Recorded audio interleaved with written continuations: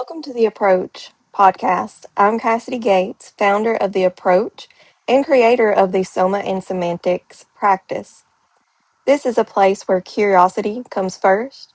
Together we explore the science of behavior, communication, somatic practices, consciousness, leadership, and the patterns that shape how we think, speak, and live. Each conversation is an invitation to look through a different lens, not to tell you what to believe, but to give you ideas worth examining. At The Approach, we believe the body primes, words cast, actions create. Our work is guided by 4 principles: evaluate, liberate, cultivate, and iterate. Whether you're here to challenge your perspective, deepen your understanding, or simply become more intentional in how you move through life, we thank you for listening. Now let's begin today's conversation. No, you're going to have to expand on stewardship because my mind's not letting you go. There's a whole bunch of random shit mixed in there. So, like, for example, there's a great book I read called The King, Warrior, Magician, and Lover, right? And it's kind of like a Jungian archetype kind of book where, like, you can split anybody's psyche into one of those 4 characters, and depending on who and where and what, you're going to be playing one of those out. And then each one of those characters has the mature version and the immature version. Like, you have the king is, the king and the tyrant. And so, like, if you don't mature your stuff, you become a tyrant. And so, you can kind of chunk those things in there. And so this idea and lesson of leadership, the idea of, being in charge, being the one to make decisions, being the king, that kind of, came to the surface. And, I believe in the Constitution. It's right there. I'm not a dictator kind of guy, but I also see that there is a monarchical order to the universe, it seems, right? Creator at the top, followed by, mother and father, children, and so on and so forth as it goes out to community. And so how do you reconcile being a leader and a king, right? And if you have weird ideas about both of those things, there's a lot of clashing that can go on. And so, and then, the idea, I was raised by a tyrant, and so I'm very sensitive to tyranny. And so it makes me swing the other way a little bit too hard. Because then, in response to letting things go awry a little bit too far, then you need to crack down like a tyrant more, which, it's its own loop. But the idea is that, like, and I like part of it's because, words have power. Why are any of these words even important? Why do they even matter? Who cares? But, like, because and the reason why is why it matters is because being a king isn't where it stops, because you can be a king and not be a leader. So you have to be a leader or in my estimation, to be a good king, you have to be a leader. And then I don't think being a king is the right word or the right way to describe it. I think being a steward is the way to describe it. Because, I mean, I don't necessarily subscribe to the whole Christianity thing, but, like, the idea that Christ is king, God is king, whatever, that, like, yeah, no, absolutely. You know what I mean? Like, I am nowhere near, the creator as in that level, on that aspect. And so, like, is it like blasphemous to think in those terms and, like, use those terms to understand your life? No. But is that where it should stop? No, also no. And so that's, for me at least, where the evolution has kind of gone to. I'm a Lord of the Rings nerd, and so there's, a lot of these more medieval terminologies and religious themes coming up for me right now. And but I like the idea. I like the idea of a steward, because a steward, he's the guy who is put in charge, or the guy who is in charge, and is responsible for making sure. And he is the one who's accountable for making sure that when the king comes, everything is right. You know what I mean? Everything there, nothing's fucked up. Everybody's acting right. Whatever you want to call it. At least that's kind of how Lord of the I receive it from Lord of the Rings anyway. So that's my most recent idea. Give me a second, because there was something I wanted to pinpoint. Okay, so we started from that with the whole lessons. And you were talking about how leadership, king, stewardship. In my mind, what I'm pulling from is that's also like kind of the stem of some of the lessons. Like, as you get things, you tend to identify with them. So it kind of boosts your ego or feeds it. So it's also like the balancing act of taking it back away to be able to, I guess that's how you word it, have that power, but not letting it Do you mean it? feed the Okay. ego. If you say you don't care about money, and you say that you're generous, and you get money, did you give it away? Were you generous?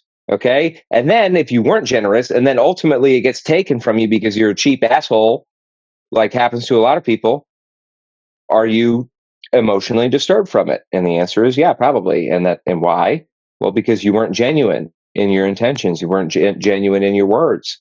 And your words have power, right? Words cast, right? And so you put that shit out there, and then you can't, and But then you no, but the universe doesn't take no bullshit. You know what I oh, mean? no. We're taking this back. You get upset when you give somebody a book. You're fine with them keeping that book, but they didn't read it. That upsets you. So what if you've helped people over and over and over again, but they didn't use the help that you gave them? What's the It's not about question? what you gave them. It's not about you giving them money or anything financial. It's not about the giving part. You're fine with that. It's the fact that they waste it and they don't use it to. It's not even about them wasting it. It's that they didn't take action. Okay. Yeah. Here's hold on. I got a great fucking analogy. I mean, if they don't. Here's the answer to all your problems. You want to you have this isn't actually it, although this is a great book and it could have a lot of those answers for you, David R. Hawkins. But this is just this is just an example. Great example. I know a guy who has cancer. Okay, he keeps kicking it. It keeps going into remission, but they keep pumping him full of chemo. And we all know that can only go on so long before you get kicked. So what do I try to advocate to him for? Mushrooms. Start taking mushrooms. Start taking lion mane mushrooms. Start taking reishi. Start taking all the medicinal mushrooms that you can possibly get into your body. Paul Stamets has done studies. He has anecdotal evidence about his mother's cancer situation and the mushrooms he gave her. I mean, listen, again, here's the information that will save your life. Okay. And the person says, But yes. Oh my God. Thank you. Thank you so much. Oh my God. 3 months, yeah, and 6 then months, a okay, year. yes, Hold on. 3 months, 6 months, a year. Hey, did you ever read that book that I sent you that would have fucking saved your life and changed your life? Oh no. Oh no. okay. So I know the audience may not know, but we were discussing how I wanted to be able to help advocate for that. But you also have to advocate for the reasons why they are not seeing it. Authority bias. They're listening to white coats, doctors, scientists. They're listening to all these things because the authority bias. There's no way. They're Yeah, but disregarding what you say. but there's no way. Well, great. There's no way for me to Okay. change anybody. Then what is the purpose? The purpose was To for me to do educate for and give a no chance. okay. Go ahead. Go ahead. No, I was just. I mean, that's not the purpose. I mean, it's like I gave them the book selfishly because it made me feel good providing them the information.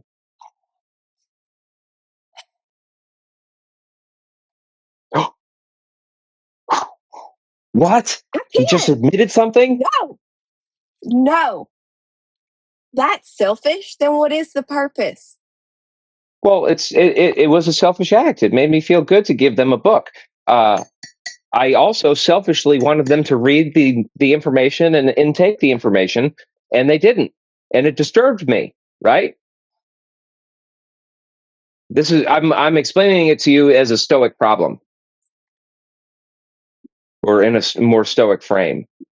Right? I'm getting really agitated by this, though. Why? I I don't can know. see you're It's so selfish. yeah. You're oh yeah oh It's yeah oh selfish to want no. to help people. It can be. It absolutely can be. And if you don't think it is, and you don't think it could be, you might want to meditate on that. But you just said you have to be willing to, like, literally. You're making my brain hurt. Mm-hmm. But you just said a while ago about the money and being willing to, but then you just said it's selfish to want to help people or I help. said it can be It selfish can. Well, to how do you? help other What's? people. Oh, oh, shit. Okay, got it. You're feeding your own dopamine loop. Bingo. Bingo. And the thing is, so this is a great example, right? So you asked me a question.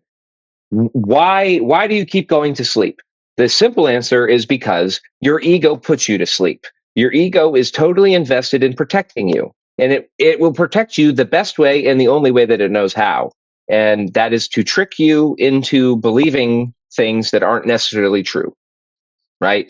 things that are things that you would prefer. And so, like, what just happened to you, like that connection, that was buried. That was your ego having buried it deep, right? Yeah, To where because I. you couldn't Mhm. hear it. You couldn't even hear it. And it's like, wait, hold on. Yeah, I I've had remembered that it once happen. I. Yeah, but then I Yeah. remembered it as soon Well, as I said it. I well, was like, I knew this at one point, and it's like, well, and so now go back to the neurobiology of it. Okay, you had a thought, you made a neuron, you had another neuron, and then you had a synaptic connection. Well, that's only one, right? And it only fired a few times, so it's real thin, right? And so now you need it again and again and again, and next thing you know, it's a belief. But I don't like you because now I'm gonna have to link like the beginning of when I started these podcasts to what you just said, and I'm stop it. oh, I already know I the fell answer, back and so do in. you. I already fell back into an embedded pattern. I already fell back into it. I let it because it's so easy. You don't know how easy it is because you're going off in the woods each time to create the new one, and the other one's just right here. And it's like, hey, come on, it's easier. Come on, come. Oh, there you go. And then you forget. So I'll give you an example for me. One of the more recent examples, because like my journey into this started right about when I got into real estate, got out of the army, 2018, November 2018. That, and then you know, so uh, when I got into real estate and started doing this whole thing, I had no intentions of flipping houses. In fact, I did not want to flip houses. Stated it. Did not had no interest in flipping houses. I don't know how. I don't know how to fucking do any of that shit, and I don't want to. And July 2018, I bought my first property. It was a rental property in Evansville, Indiana. It was on an imaginary poverty line. And so it was cheap enough where college students could afford it, but it was far enough away where they didn't want to stay in it. I don't know. Anyway, it put it in a really weird spot on the map. And it's not like it was like a bad neighborhood or anything, but it was just like the type of tenant that I was attracting was not of very high quality. And anyway, the moral of the story is I bought this rental property. It was a fourplex, and it took, I think, $65,000 liquid cash. And so when I left the army, I had about $100,000 that I had saved up from the deployments, from all my time there. So I had $100,000. I spent between 65 and 75 right off the top to buy that quadplex. And so before I ever even got out of the army, that money's gone. And so I still had about 6 months left leading to getting up or getting out of the army. And I was like, well, shit, I don't have enough money to buy another rental property. Even if I did buy another rental property, the couple $100 in income it gives me is not worth not worth it. It doesn't change my, I was trying to be a landlord and have my income be my landlording income, but again, you need a portfolio of 10 to be able to do that, not a portfolio of 2. And it was an underappreciated piece of information. And so, all right, well, I guess I'll flip houses. Never even took into account the fact that I didn't want to, that I had no intentions of. I mean, literally, I could have done anything else. I could have got a job. I was very against getting a job, but it was an option, and I didn't even look at it. It was not even a consideration. It was, it just, I automatically went to flipping. I mean, it was flipping or wholesaling. There's not really a whole lot of options, but and so I did that. And then, it took 3 years, but then on the 3rd year, I finally woke up and realized, what the fuck am I doing? This sucks, and now I will say that I am continuing to flip houses, and I've learned to like it. And I've learned, there's a lot of stuff I learned along the way. So it's not a bad thing that I put myself to sleep and went and did that. But I have to be honest with myself about why it happened. And why did it happen? I was chasing that dollar, baby. I wanted that dollar. Okay. I needed that dollar. And I didn't actually. I could have done anything else. I could have let myself take 6 months off and just read books and wrote and but instead, nope. Fear takes over. I got to do, and it's not even necessarily fear, right? It's all that pre-programming of what you're lazy. You don't need to be taking time off like that. You should be working. All this horse shit, and it's like, well, actually, I did the math, and I've got 4 years worth of income, 4 years worth of bills saved up, and so I don't have to do shit. And then now you have to be comfortable with that, and you have to be disciplined, because guess what? I've done that too. I'm not flipping houses anymore. I'm taking a break. 30 days later, hey, and then guess what? That's what. So that was the first 3. The first 3 years were I was asleep to not want, or asleep to flipping houses, and then the next 3 years I was asleep to like faking quitting flipping houses and trying to move into the psychedelic space, or just, moving into something else totally different. And so then the latest realization has been that, oh no, okay, I accept real estate flipping into my life, right? It's, it's not necessarily a main job. It can't, the amount of money it makes, one house is enough, but like, the idea of me scaling it like these guys on Facebook and like, oh, it's going to become this huge multi-million. I don't fucking care about that. It's a tool for me to make money, and I can make money at it. And if I want to make something big, I can out of it. But that's not what I want to do. That's not what I'm about. And so I'm going to put effort and boundaries around what it is that I am going for and what I do want to do, which is protect my time. And I still didn't even respect that, right? What did I do? Oh, I'm going to go to school. I'm going to go get my private or my commercial pilot's license. I mean, from a different lens, you're explaining my life, because I kept trying to go back to school for things I didn't want to do or believe in because I wanted the money, and that's what everybody expected. Like, okay, and that's where I'm at. I'm the same as you. Like, my job is a tool right now. That's the way I have to keep looking at it. It's a tool to get to where I want to go. Right. Well, and so, but that's good. But this goes back to what we were talking about with having a plan, right? It's a tool to get you where you want to go. Where is it that you want to go, and how long is it going to take for you to get there? Because those are numbers, and those are things that you 3 to can 5 measure. years. And great. Great. And so then you find yourself in the, I don't really care about manifesting because it's going to take 3 to 5 years to get there, and I will just wait for the appropriate time, because theoretically, if I accept it into my life as a reality, it should appear. I don't know how that shit mechanically happens, and again, I am very skeptical of all those people who claim otherwise and teach otherwise and whatever. I am open to miracles. I am not saying that they don't happen. Hell, they could happen all the time. I believe in magic. If people believed in magic, more magic would happen. But if you believe in magic your personal self, then you will see and experience that magic. Again, Okay, but here's my thing. power Okay, of as belief. strange as this is, this is my peace. So it's one of those things when something jeopardizes this, I've already chosen what actually, within reason, that I want to do. Say that again. So it's like blinders in a way. In a way. Say the whole thing again. No, I can't say the whole thing again. Bummer. No, for real. Like I don't know how I said it. Okay. What about blinders? It's almost like blinders. I have decided this is my direction.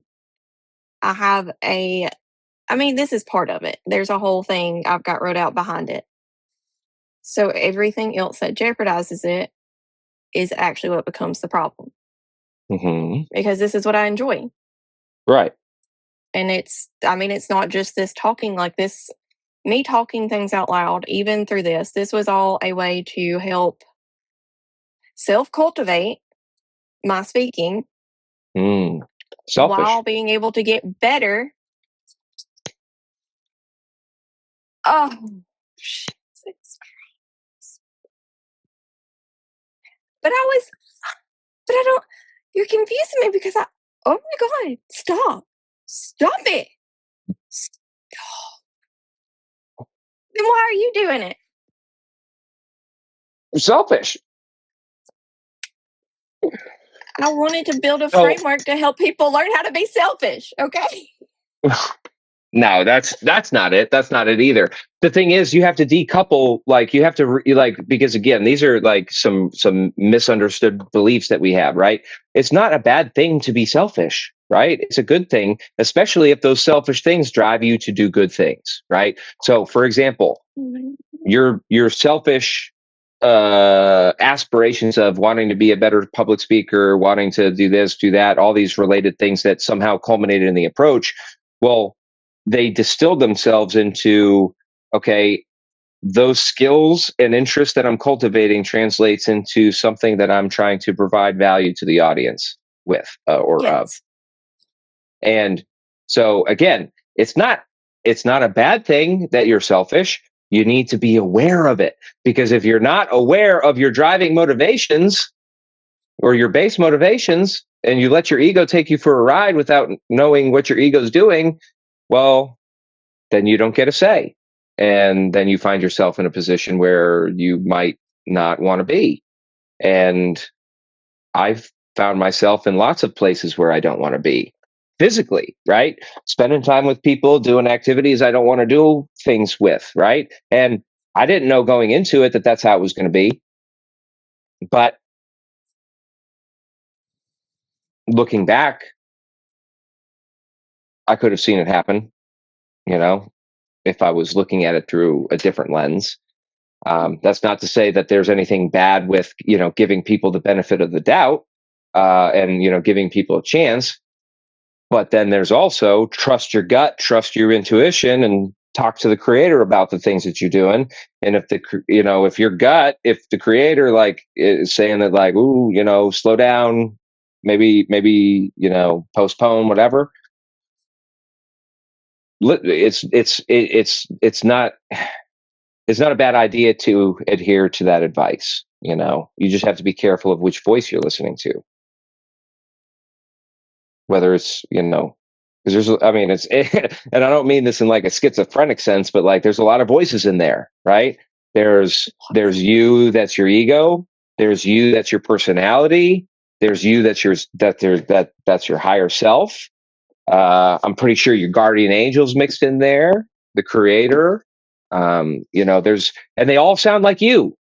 Every one of them sound like you, and they all want your best interests, and they all want you to, and then there's also the negative voices, and maybe that's the devil, maybe that's a demon that's attached itself to you, maybe it's just your own, programming, whatever it is. But like I said, there's like, you don't know which voice is talking, and so you have to be skeptical of it. And if you, just like in the Stoic sense, like if you can keep yourself in that present moment and in alignment with, hey, what am I trying to do here, right?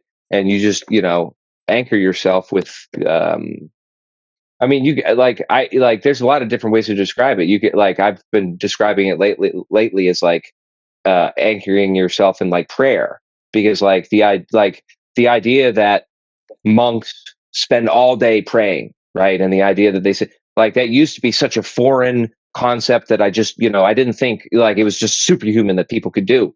And then I go to the South Dakota Pine Ridge Reservation, and one of the aunts is talking about how, when they're cooking, they're, praying and, speaking intention and love into the food that they're creating. And all of a sudden it's like, wow, holy shit, when you're walking in prayer, walking in creator, all those things, all it is that internal voice, internal monologue, and you being in control of it in that particular way. You know what I mean? Like, it's like the way that I describe it, or the way that I describe it now, is like, think about it like a buddy cop comedy, right? And it's you and Jesus, right? And you represent your ego, and Jesus is Jesus, right? And you're driving down the road. Well, usually the way that people go through life is, you, the ego, the one in the driver's seat, puts Jesus in the trunk, and then we just drive around with him in there. And the better order would be to let Jesus take the wheel, not be in the trunk. Let Jesus be in control of the vehicle, and then you're the passenger seat, and you're calling out the turns, left, right, slow down. Hey, we got to turn here. And then Jesus, the creator, is the one who decides ultimately, like, hey, no, we're going for it. And that's in the way they to understand that is like, when you encounter those situations where you have heightened emotions and heightened feelings, and it's like, what do I do here, right? Well, in literally in that moment, what do I do, God, right? And it's a question here, but like, are you kind of understanding what I'm saying? I know this is kind of esoteric. No, I totally get what you're saying, actually. Okay. Doing that, though, people will experience literally the physical symptoms of anxiety and fear about that decision. How do they overcome that to keep from falling back to sleep? That comes through faith. If you feel fear, the heart rate going fear, up, yes. I mean, and that's fine that you feel that fear, but again, it's a back and forth, not with yourself. It doesn't help to talk to yourself. It helps to talk to the creator. Why do I? And it's only because the creator is a third person, right? And so it's like, why do I feel this way? Please respond, right? And who is I? I feel this way because I'm nervous. I'm scared. Like, I have to shit. Like, there's so many, like, you could, like, took too many mushrooms, like there's a lot of different things. And like, it could just be you. It might not be anything, right? Because, and so you like, and that's why it's very important that, like, you can't get swept up by your emotions, and let your emotions take control. because your emotions, it's not that they're not real, but they have to be processed. They're, the same feeling, that same feeling in your chest, that fear, that's fear, that's the same feeling of excitement. The only difference is which way you're looking at it. And I've played with that. I used to You've be been afraid of reading roller. my mind. I'm a wizard. I mean, I've literally been sitting there trying to use that concept to help with, like, when I get anxious or anything like that and my heart races well, that's also a sign of excitement. I've not been able to do it, but that's just what I've been working on.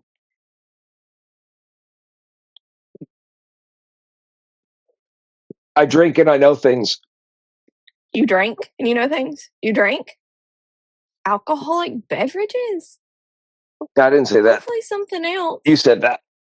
Hopefully something else. High quality H2O.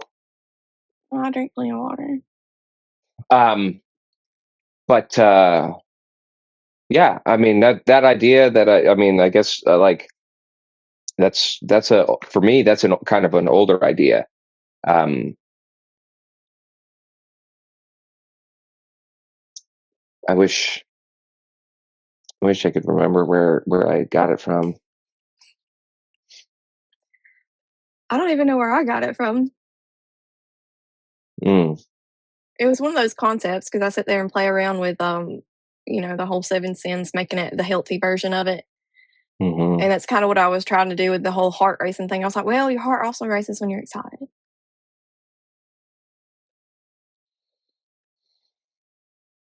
Well, I mean, it's just, yeah. I'm very distinctly aware that like your spirit is separate and different from your, what I call, meat suit, right? And this meat suit that we're wearing, it is a biological miracle and marvel, the way that it works and the things that we can sense and feel and experience through it. Crazy, absolutely insane. And so like, I mean, like, for example, let's talk about COVID for a second. Like, halfway through COVID, it might have been like August, September. I got sick and I wrote it out, right? Everything was fine. Nothing to report. Is that what it was for me on the inside? No, dude, for 5 days or 6 days, I'm like, oh shit, were they right? Is it going to get me? I mean, it literally was not any worse than the flu, right? No worse. I mean, the exact same. Got in the bathtub, feel better, doing the nasal rinse, feel better, whatever. Take the vitamin C, feel better. But that whole process, I'm still questioning, oh shit, do I need to go to the doctor? Should I get tested? All these things. And in reality, the answer is no. Getting tested doesn't do me any good. The tests aren't fucking accurate. The fucking vaccine won't help. Like none of the things, you know what I mean? And like, it doesn't help coming from me. It has to come from outside. And that outside source is the reflection back from the creator. And again, it doesn't help to be in your own ego echo chamber where you're just always, I'm right about everything and everything I do is right and everybody else is wrong, because you can pick those people out in the fucking crowd like easy. But how do you not get sucked into the anxiety of it all? As soon as it comes up, why do I feel this way? Well, I'm nervous. I'm sick because I don't feel good. Okay, well, are any of your symptoms any different from anything you've ever felt before? No. Great. Talk to me again. Talk to me if something changes. Like, check in if something, you know what I mean? Like, and it's that simple. Now, if you let yourself continue to spiral and you don't like that answer, well, then I guess you didn't hear it from God, because what God says goes, right? I mean, that's the one thing that everybody can agree with about the creator. What the creator says is what happens. Okay. And so if you're still nervous about it and you're still like, what if, what could? Okay. Well, you're not done talking to him, because you didn't say what you needed to say, and he didn't get to respond the way you needed to. And again, that can and does for people turn into delusion, where they never get any answers and they are constantly serving their own egoic interests. And again, how do you know? How do you know which one's which? Are you just this amazing, generous person creating a podcast for the people, or maybe do you have a slight sense of seeking significance because it lacks in your life? Or do you have I'm speaking to myself now, by the way, or do you have um, a sense of loss, right? And so, creating something like that could fill the void of loss. I mean, don't get me wrong. I question myself all the time on things like that. I don't absolutely know the answer of why. And there's no way to be 100% sure. Well, I But mean, that's there also is. why that's There, also no, why I no, did no, it, no. though. There is. There absolutely is. It is because I fucking said so, and that's the creator speaking. Done. That is the king being channeled. It is because I said so, because I am, because I said so, because I am. Like, it is because it is. Period. Right? If I tell you that I'm being like, if I tell you that I have your best interest at heart, I fucking mean it. There isn't like well, only in certain cases and only in this one thing and only in this period of time and all these excuses that people come up with. No, dude, I mean what I say. And I can demonstrate it to you, right? I don't need to demonstrate it to you, and I will be able to demonstrate it to you and anybody else who enters into my life. But the flip side is also true. If I don't know what the flip side is, so we'll just leave it there. I was really interested in the flip side. I was there. I needed the flip side. Well, I don't know what it is right now.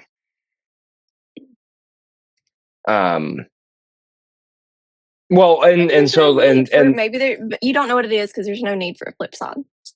Yeah. Well, to go back a little bit to the the declarations of what it is as a fact. Again, those are internal things, right? How do you know? Because I fucking said so. So, like, for example, this idea came from flipping houses, right? Because I'm constantly having contractors bail on me and then hold their hands out for money. And I'm a nice guy. I want to give people the money, but I need the house work done, damn it.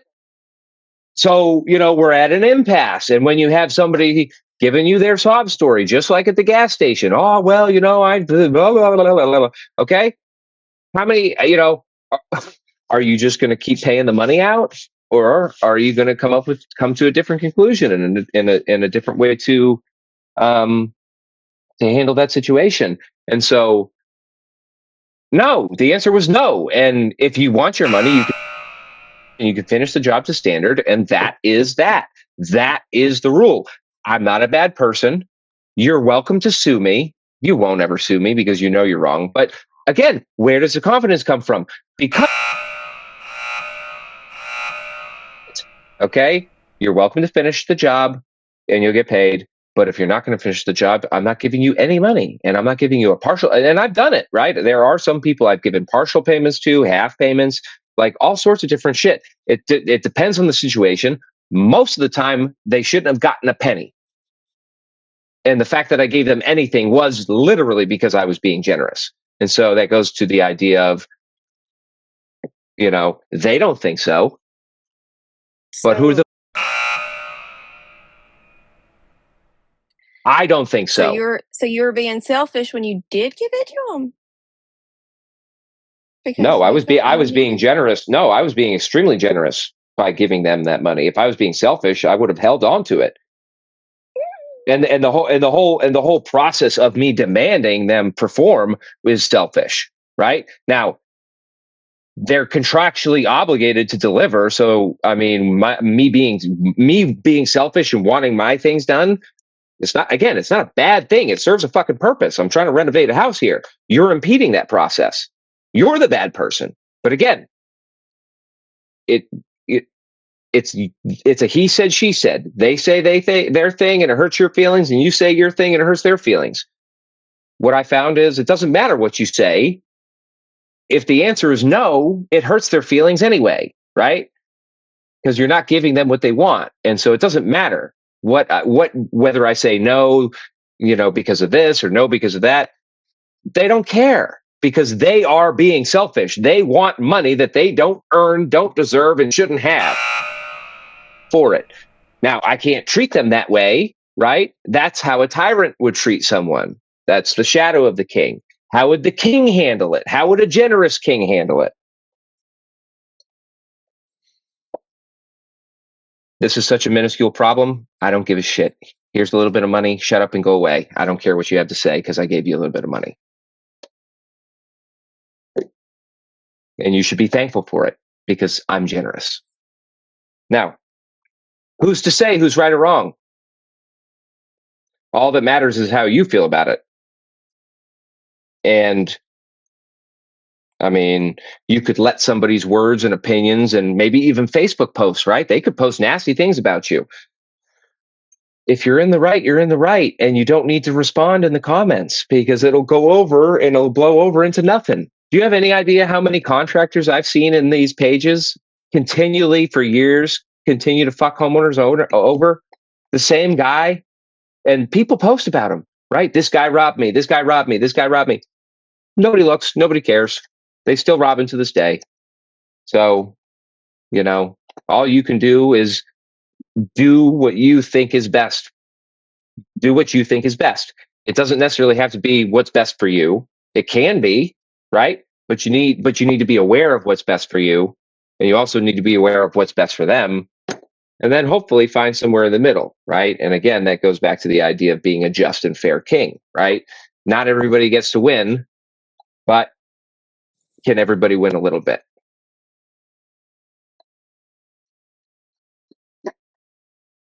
Dang, you come prepared today. Oh, I live for. Oh, no. What are you talking about? I'm wearing a collar right now. Look at this shit. Yeah, you're missing the tie though. You gotta have a tie. You gotta, This is you this is a gotta, you polo. gotta, This is not a no, tie. you gotta increase that authority bias. You gotta increase it a little bit. Nah. Thanks for listening to the Approach podcast. Don't forget to like, subscribe, leave a comment, and share this episode. Be sure you don't miss what's coming next. We're just getting this practice started. Check out the links below to visit theapproach.net. Connect with today's guest, explore their content, discover more episodes and resources.